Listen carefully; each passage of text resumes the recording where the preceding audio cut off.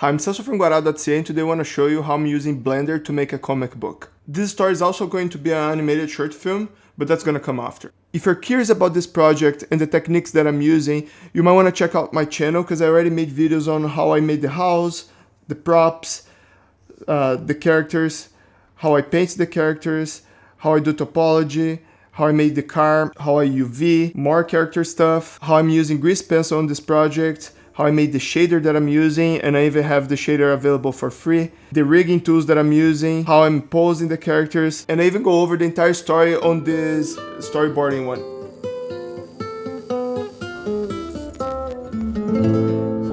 So I have all my storyboards on the drafting table there, and then when I'm about to start on a new page, I grab a couple of them and I clip to my mic stand here, so I have next to my face as I'm working, so I can see exactly where everything is gonna go.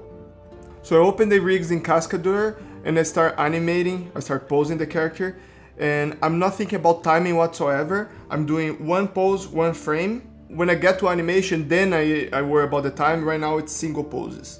So those are the poses for the sequence that I'm working on right now. So he's using the X. I don't even have the X here. I'm adding a lot of things in Blender. But I'm just doing a sequence of poses, very simple. If I do need the environment, I do have a scene here with him and some part of the environment. I haven't used this one yet. By doing the poses by itself like I have it here, it has been working great so far. But I think for future projects that have multiple characters and multiple props, I might bring more stuff into Cascadeur. Right now, this is enough for me.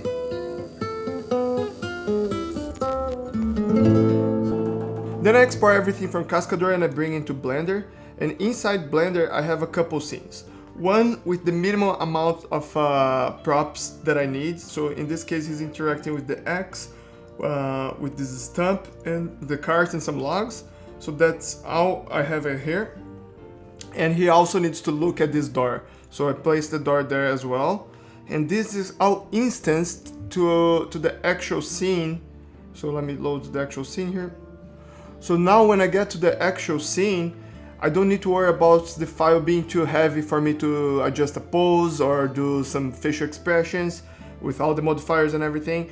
I just turn on render view and try to adjust the lighting and the cameras to grab the frame that I want. But when I'm working on facial expressions, even with this lighter file, things can be a little bit slow because of all the modifiers. So one little trick that I just learned the other day is under render settings here, we have this option called simplify. And this has render and viewport settings. So if I turn on simplify here, my viewport subdivision here is set to 6. I'm gonna change that to 0. And you see it? Now everything on my scene has a maximum subdivision level of 0. So it's a quick way of turning off subdivision on everything so I can work a little bit faster, and then by one click, just turning this off, everything comes back. So it's scene dependent. So what I'm trying to do is keeping this simplify on this lighter scene, but then when I go to the other scene, it's off. And this is just my render scene, so it's not gonna slow down my actual process. And if you're asking yourself, why don't I just turn off the viewport portion here and turn on and leave it on the render portion? One is I don't want to do that on every single modifier that I have on the entire scene. Two, I use viewport render quite a lot just to test the scene, and I want to see with subdivision and some other things. So by controlling on the simplify tab, it's a lot easier for me to do it globally than doing it on the object level.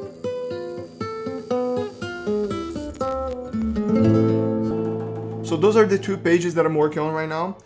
Open the render here and paste it here. And you might notice that render was different than the image that's here, because even with the ability of seeing pretty much how it looks in the viewport before I render out, until I see next to the other pages and next to the other panels on the comic book, I might not be happy with the angle. So I've been doing a lot of zoom ins on this animation, like slow camera movements going in and out, very little rotation for the animation side.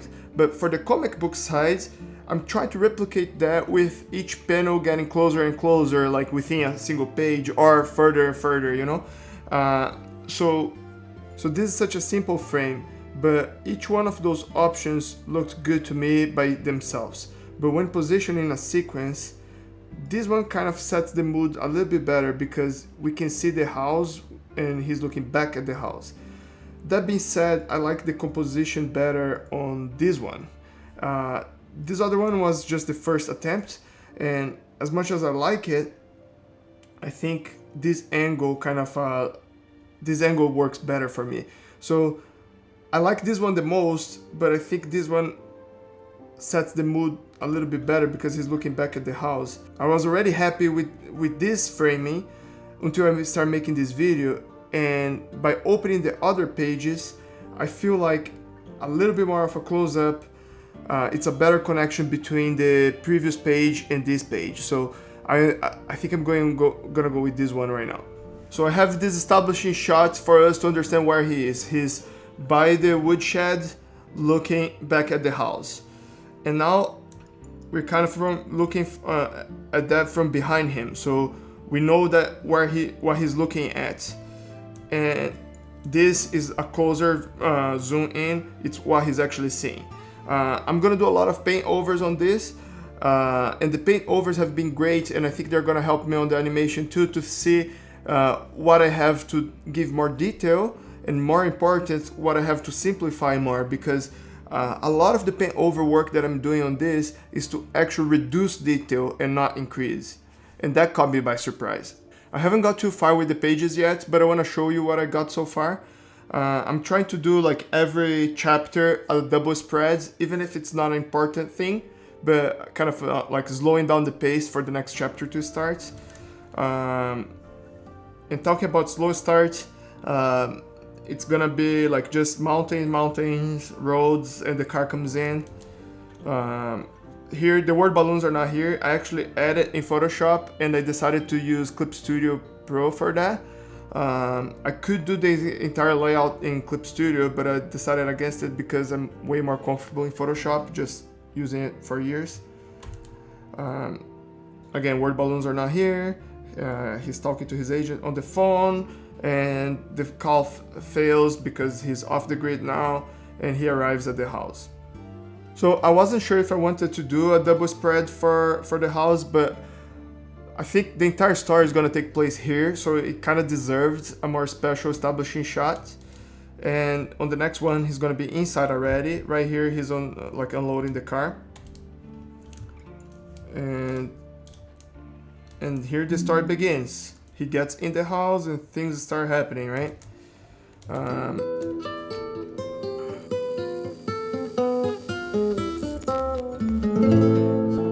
So I'm new to Clip Studio Paint, and the reason why I want to use it is because it has very comic book oriented tools. So one being the creation of panels and frames. So if I create a panel here, I can easily divide that panel by just using this tool, and any image that I paint or paste inside here, it's gonna be clipped by that frame. If I cut across, it's gonna cut all the frames. If I cut here and stop, it cuts that one. If I hold shift, it's a straight line. If I don't hold shift, I can have an angle. So very versatile. Even though I'm not doing this part, I kind of regret it right now. I might go back on that. Another tool that got me excited here is this word balloon tool. It's gonna speed things up quite a lot. I started making the word balloons in Photoshop, and I didn't quite like it. So here you can select one of the presets here, make the word balloon, and you can even add the tail from wherever you want afterwards, even multiple tails if you so desire. So it is pretty intuitive, pretty fast, and it's going to speed up my work. And that brings me to the actual reason, the main reason why I want to use Clip Studio Paint for this project. Now this is the main reason why I want to use Clip Studio Pro. This is pretty much InDesign, Adobe InDesign equivalent. Affinity Pro also has a publisher tool that does similar things where you can set up all the pages. But the ability of seeing all the pages here and just opening up each individual file by double clicking them, that's why I want to do the text here, because if I need to change dialogue, if I'm on page 100 and I realize that like, oh, I want to like set up whatever he's saying here, it can be a callback for something that he said there and I gotta change things around, I can quickly find the page here without even knowing what number of page it is. Just looking at the thumbnails, find it, double click there, edit the text, and it's done. If I was doing just in Photoshop, I might have to like open 20 files until I find the one. And this also enables me to read the entire comic book. Yeah, that's it for today. Everything is moving super slow here, but I'm actually really excited about finally getting some pages out. And I'm pretty happy about my decision of making this into a comic book first. Not only because I'm polishing the story to the best of my ability, I'm making better layout decisions because comic book kind of puts everything on a spotlight, and the page format, things are not moving, you're not distracted by motion, so you actually need to do a better job designing the page. So I'm learning a lot on that aspect and actually improving everything. But also, I'm falling in love with this, and my next project might be just a comic book. And I think this is gonna allow me to tell the stories that I actually wanna tell, instead of having to worry about all the moving parts that animation brings. So this is my plan for the future. When I finish this project, I wanna use a similar technique for the next one.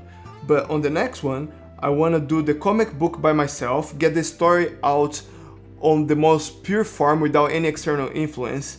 And if any of those stories catches any traction, then I hire a team to make it into a proper animation. So I'm making this first one everything by myself so I can better manage a team for the next one.